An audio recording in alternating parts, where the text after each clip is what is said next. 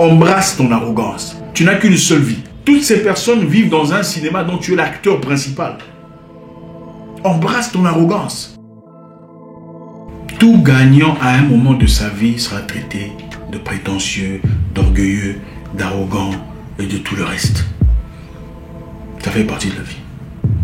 Vous ne verrez jamais une personne qui a percé dans quoi que ce soit dire que je l'ai fait et tout le monde m'aime. C'est impossible. Les gens qui changent leur propre vie de manière positive et de manière incroyable à un moment donné sont traités de prétentieux. Donc embrassez votre arrogance. Soyez à l'aise avec vous-même. Vous ne verrez jamais une personne de plus fort que vous. Vous vilipendez, disant que vous êtes prétentieux ou orgueilleux. En fait, orgueilleux en Afrique, surtout en tout cas dans nos communautés. Orgueilleux veut dire il est incontrôlable. C'est ça la vraie signification de il est orgueilleux. Il est orgueilleux veut dire on aime ce qu'il fait, il est impressionnant, mais il est incontrôlable. C'est ça orgueilleux.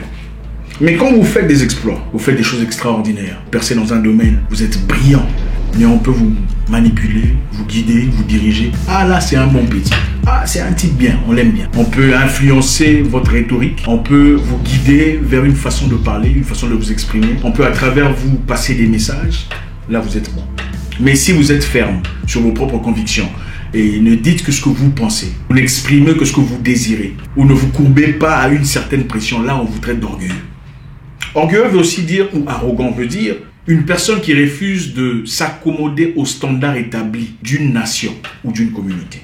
Une personne qui refuse de s'accorder aux standards établis dans une nation ou dans une communauté. C'est vrai, on dit que c'est stéréotypé quand on parle d'une nation ou d'une communauté. Mais il faudrait dire que dans certaines communautés, il y a certaines tendances qui sont acceptées, n'est-ce pas? On dit que les Congolais sont danseurs, n'est-ce pas?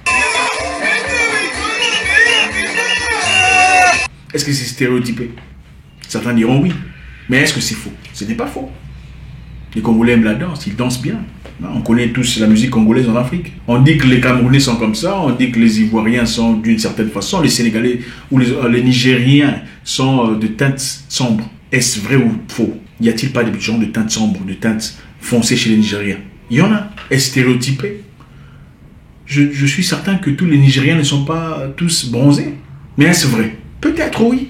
C'est-à-dire que quand on parle d'une situation sur base d'une nation, d'un comportement, d'une conduite, d'une façon d'être, c'est peut-être stéréotypé, mais ce n'est pas nécessairement faux. Donc quand vous refusez de vous accommoder aux standards établis par votre nation en l'occurrence, on vous traite d'orgueilleux. Si chez vous, vous êtes censé être blagueur, menteur, embrouilleur, moins sérieux, et vous venez, contrairement à tout le monde, vous êtes sérieux, vous êtes bien instruit, bien établi, vous restez droit, bien dans vos bottes, on vous traite d'orgueilleux. Donc embrassez votre arrogance. Vous ne verrez jamais une personne de mieux que vous dire du mal de vous. La plupart des gens qui viennent dire du mal de vous n'ont rien à faire de leur vie. Parce que ces personnes qui sont mieux que vous sont trop occupées à travailler, trop occupées à améliorer leur propre vie, trop occupées à faire des plans, à planifier des voyages, à structurer leur business. Ils sont trop occupés à s'occuper d'eux-mêmes. Quand vous progressez dans nos communautés, généralement on vous ignore. Dans nos communautés, on a très rarement l'habitude de promouvoir ceux qui font du bien dans la positivité.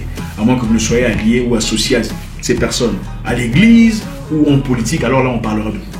Mais si vous n'êtes pas allié à eux, ils ne parleront pas de vous. La preuve en est que même chez les pasteurs, rarement tu ne verras un pasteur dire du bien d'un autre pasteur à qui il n'est pas nécessairement associé. C'est-à-dire, je vous recommande pasteur tel, en tout cas pour ce problème, je ne saurais pas gérer.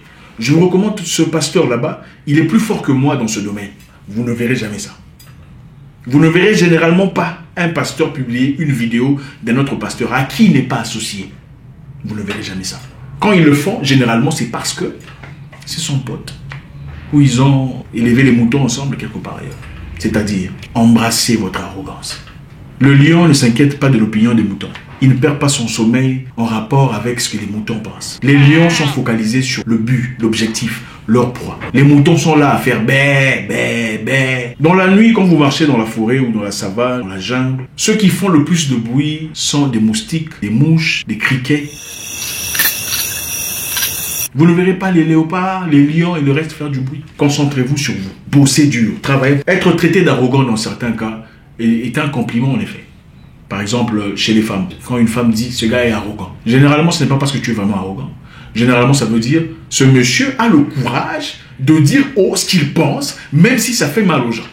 C'est ça c'est ce qu'on appelle arrogant chez la plupart des femmes, dans une certaine catégorie des femmes. C'est-à-dire, tu es assez brave, assez debout, assez sûr de toi pour dire haut, et assez sûr de toi et dire haut ce que tu penses en rapport avec une situation, sans avoir peur. C'est ce qu'on appelle arrogant. Ça ne veut pas nécessairement dire que tu es discourtois. À un moment donné, il faut embrasser son arrogance. L'arrogance dans beaucoup de communautés veut dire tu es en train de progresser. En fait, on apprécie ce que tu fais. Mais est-ce que tu pourrais briller un peu moins fort? Pourrais-tu briller un peu moins fort que nous? Puisque ça donne l'impression que nous sommes des nuls. Nous sommes des bons à rien. On n'a rien foutu de notre vie. Pourrais-tu être moins influent, moins éloquent, moins emphatique dans tes actes pour nous donner de l'espace? C'est ça qu'on appelle arrogant. Les hommes forts reconnaissent la force chez les autres.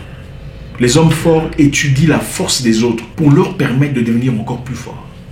Les faibles, eux, cherchent les fautes, les erreurs, les défaillances, les imperfections des hommes forts pour essayer de les faire tomber à leur niveau. Au fait, pour eux, ils préfèrent que vous restiez tous par terre, que vous soyez tous nulle part pour se sentir bien dans leur peau. Et ce n'est pas parce que vous avez étudié avec quelqu'un qu'il faut vous rabaisser à son niveau parce que vous vous voyez après 30 ans. Non. Chacun a son degré, ça fait partie de la vie. On peut être gentil, sympathique, il faut être bien avec les gens. Mais vous n'êtes pas obligé de retomber à leur niveau que vous avez longtemps dépassé parce qu'ils vont vous appeler arrogant. Ça, c'est leur problème personnel avec leurs propres blessures intérieures. Ce n'est pas votre problème. Concentrez-vous sur vous. Vous ne ferez pas plaisir à tout le monde. C'est impossible. Il est impossible de faire plaisir à tout le monde. Même le créateur de la terre et du ciel en est incapable. Ou malheureusement, voilà, tout le monde ne l'aime pas. Vivez votre arrogance. Mais donnez les fruits de votre arrogance. Cette arrogance, ceux qui sont près de vous comprendront que ce n'est pas de l'arrogance. Embrassez votre arrogance du moment que vous progressez vers un objectif bien clair. Ayez le courage de dire haut ce que beaucoup pensent bas. Vous n'avez qu'une seule vie et vous voulez vivre comme tout le monde. Quelle perte! Vous n'avez qu'une seule vie, une seule opportunité, mais vous voulez vous aligner à tout le monde de peur que vous ne soyez perçu comme arrogant. Regardez, même si vous choisissez de ne pas être aussi brillant, aussi fort, aussi explosif, même si vous choisissez de ne pas réussir dans quelconque domaine, pensant qu'ils vous aimeront mieux, ils ne vous aimeront pas. Ils vous critiqueront toujours en disant « Ah, celui-là, après toutes ces opportunités qu'il a eues, toutes ces chances qu'il a eues, de l'argent et tout ça, il n'a rien foutu. » Franchement, il y a des gens qui sont bêtes. C'est comme ça qu'on parlera de toi. Celui-là, son père avait de l'argent, il est parti en Europe ou aux États-Unis, il a eu tout ce qu'il y avait comme capacité, mais finalement, il est comme nous, il n'a rien fait. C'est comme ça qu'on dira. Mais si tu brilles, si tu t'élèves, on commence à chercher des points faibles. On commence même à t'inventer l'histoire, des fausses histoires pour te discréditer, pour détruire ta réputation.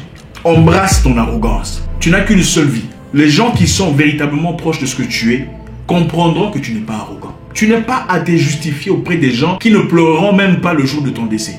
Tu n'as pas à t'expliquer ou à élaborer quoi que ce soit sur ce que tu as dit pour faire plaisir à des personnes qui t'oublieront 2 jours après ta mort.